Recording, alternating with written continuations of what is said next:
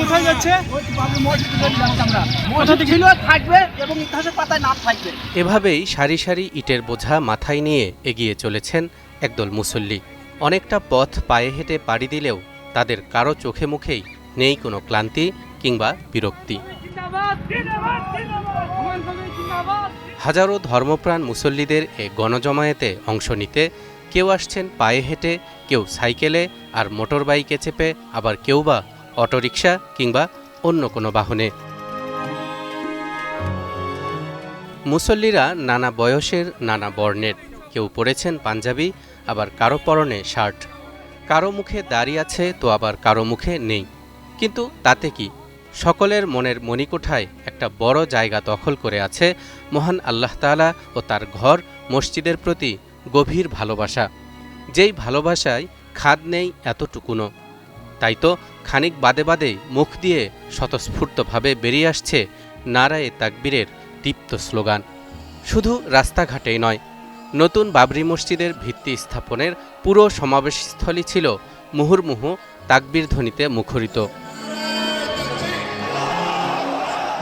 গত ৬ ডিসেম্বর ছিল ঐতিহাসিক বাবরি মসজিদ ধ্বংসের ৩৩ বছর পূর্তি। ওই দিনই ভারতের পশ্চিমবঙ্গের মুর্শিদাবাদ জেলার বেলডাঙায় একই নামের আরেকটি মসজিদের ভিত্তি স্থাপনের আয়োজন করা হয়। মসজিদ নির্মাণের সম্ভাব্য ব্যয় ধরা হয় প্রায় ৩০০ কোটি রুপি।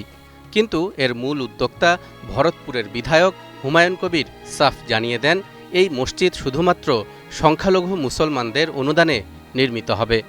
এই লক্ষ্যে বিভিন্ন জায়গায় বসানো হয় দানবাক্স, খোলা হয় আলাদা ব্যাংক অ্যাকাউন্ট।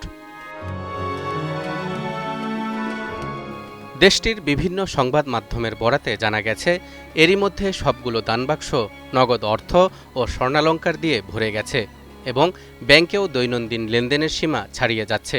সব মিলিয়ে প্রথম ৩ দিনেই অনুদানের পরিমাণ প্রায় ৩ কোটি রুপিতে পৌঁছে গেছে। এছাড়া নাম প্রকাশে অনিচ্ছুক ভারতের একজন ধনাঢ্য মুসলমান একাই ৮০ কোটি রুপি মসজিদের জন্য দান করবেন বলেও জানা গেছে।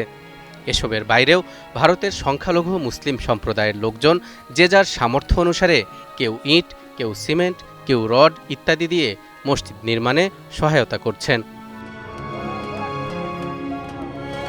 পশ্চিমবঙ্গের কট্টর হিন্দু নেতারা ও সেখানকার গণমাধ্যমগুলো মসজিদ নির্মাণের এই ইস্যুকে রাজনৈতিক মেরুকরণের চেষ্টা করলেও দেশটির সাধারণ মুসলমানগণ এটিকে আল্লাহর ঘরের প্রতি ভালোবাসা ও ঈমানের দাবির অংশ হিসেবেই দেখছেন।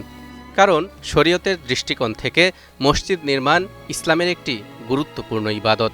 সূরা তাওবায় আল্লাহ তাআলা মসজিদকে নিজের দিকে সম্পৃক্ত করে মসজিদ নির্মাণ ও এর আবাদকারীদের নেক বৈশিষ্ট্য বর্ণনা করে বলেন, إنما يعمر مساجد الله من آمن بالله واليوم الآخر وأقام الصلاة وآتى الزكاة ولم يخش إلا الله فعسى